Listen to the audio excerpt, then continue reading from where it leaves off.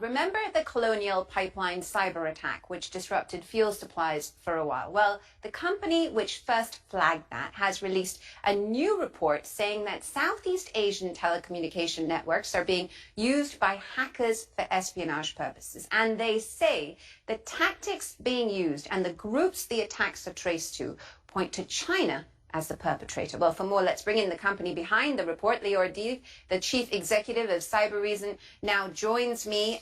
And I want to start by asking, tell us about the findings. How can you be sure that this is indeed China?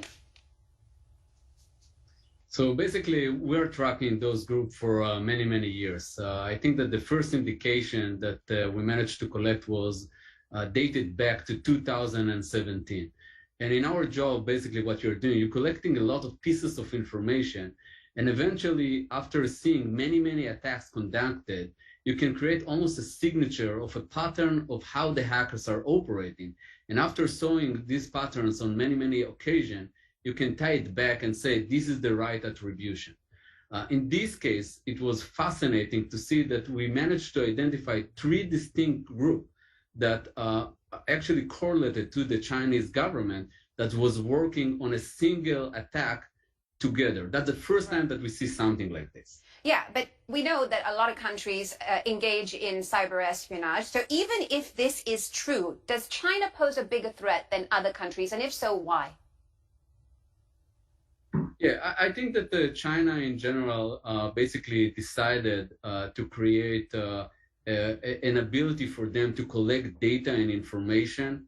And this is something that we can go back all the way more than 10 years ago. And we see them very, very active in many, many fields. Now, specifically in the field of collecting data in order to understand what people are doing, where they are, and by leveraging the access to telecommunication, to mobile company, basically that's give them an upper hand to really track massive amount of people in parallel and to really know where people are and what they're doing and how they're doing it. Yeah, just really briefly, Lior, where would you say the biggest cyber threats come from globally today? Yeah, I think that right now there is basically 2 superpowers. One is Russia and the other one is China, that very, very active. We can see them very active all over the world. In Russia, we saw the dark side and REvil group, the ransomware cartel, very, very active in the past 6 months. And right now we see China is basically uplifting kind of the game when it's come to espionage by hacking those telco all over the world.